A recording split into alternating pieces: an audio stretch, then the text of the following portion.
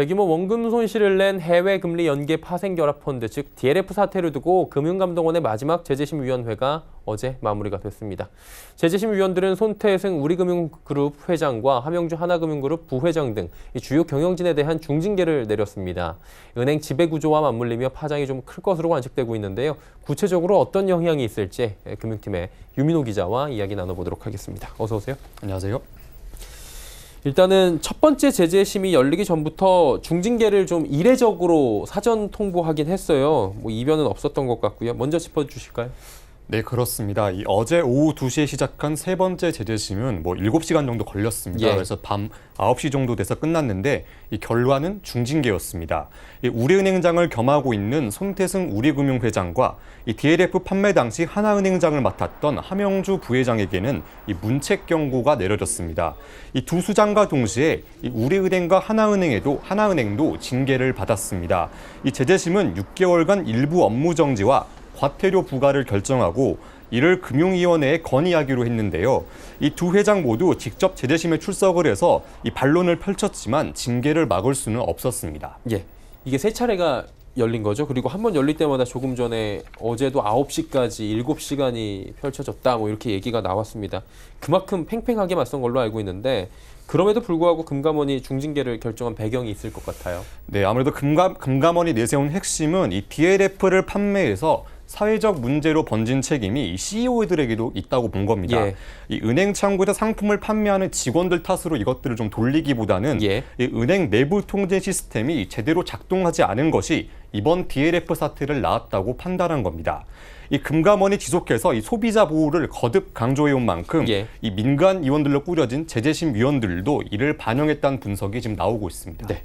제재심은 지금 의결을 하는 상태로 알려지고 있고요. 그렇다면 징계 효력이 바로 나타나는 건지 향후 절차를 좀 말씀해 주실까요? 네, 말씀드린 것처럼 곧바로 효력이 발생하는 건 아닙니다. 예. 이 우선 공은 이 윤석헌 금감원장에게 넘어간 것 같습니다. 이 임원 징계는 이 금감원장 전결로 이게 좀 확정할 수 있는 그런 사안인데 이 앞서 윤 원장은 기자들을 만난 자리에서 이 제재심 결과를 존중하겠다는 입장을 거듭 밝힌 바 있습니다. 예.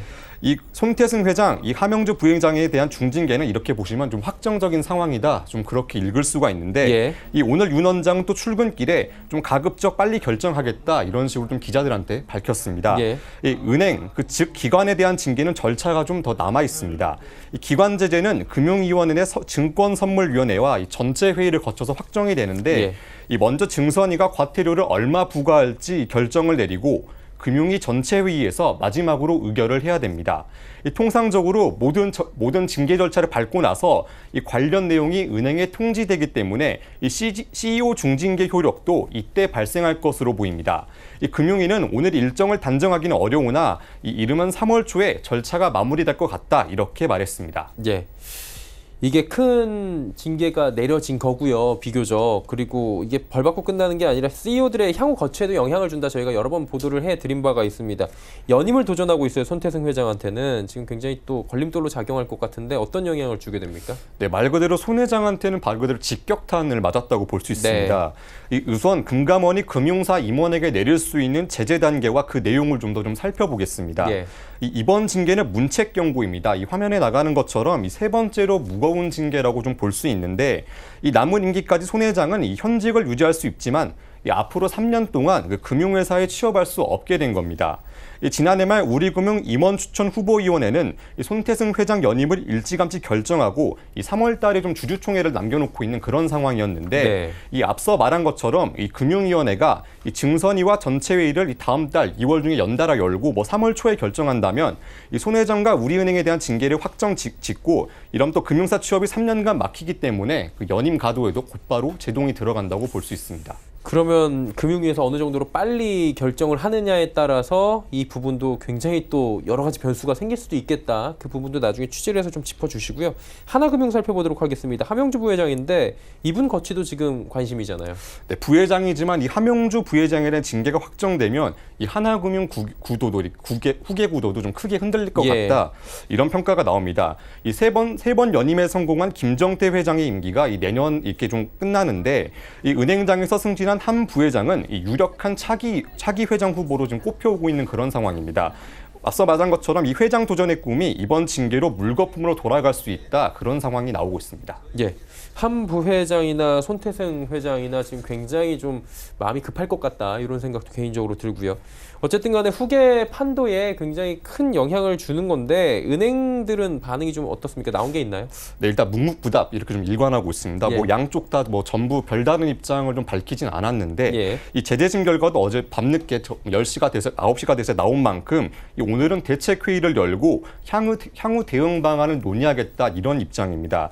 이 파급력이 크고 이례적인 중징계가 내려졌기 때문에 이 곧바로 금융당국과 각을 세우면서 치고 나가는 것보다는 이게 좀 부담이 되니까 좀 한숨 고르고 가자 약간 그런 분위기가 좀 읽히고 있습니다. 예. 근데 이게 두 가지로 큰 틀로 볼 수 있을 것 같아요. 순순히 지금 금융위의 제재를 받고 CEO의 후계 구도나 여러 가지 다 포기하고 받아들이는 경우가 있을 것 같고요. 크게 한 축으로 보면 그 반대의 가능성도 충분히 나올 수 있는 부분이잖아요. 네, 그렇습니다. 이번 조치에 대해 뭐 행정소송이라든가 뭐 가처분 신청, 그렇죠. 금지 신청 이게 좀 법적 대응에 나서면 일단 손 회장이나 함영주 부회장도 이 자리를 좀 일단은 지킬 수가 있습니다. 이 우리은행은 3월 주주총회 이전에 이 소송을 제기해서 이 금감원과 법적 다툼에 들어가면 이 소송이 좀 마무리될 때까지 이 징계 효력이 발휘되지 않기 때문에 이 손 회장의 연임이 가능하게 되는 상황입니다. 일단 하나은행은 좀 들어봤는데 이 소송 가능성 열어두지 않고 있다 좀 이렇게 좀 전해지고 있고요. 예. 하지만 업계에서는 좀 법적 다툼 소송에 들어가더라도 이 DLF 사태로 여론이 너무 안 좋습니다. 그리고 또 여기에 또 금융당국과 맞서면서까지 이 회장직을 지킬 수 있냐 이것에 대해서는 좀 회의적인 반응이 나오고 있다. 좀 그렇게 좀 종합하고 있습니다. 예. 만약 회장직을 좀 이어가더라도 이 리더십에 큰 손상이 간 상황이라서 좀 향후 대응 방안은 좀 지켜보자 좀 이런 분위기입니다. 그러니까 결론적으로 소송을 할 수도 있겠지만 굳이 금융당국과 맞서면서까지 그리고 여론까지 등지면서까지 할 확률이 그렇게 높진 않아 보인다 이런 측면도 있다는 거잖아요.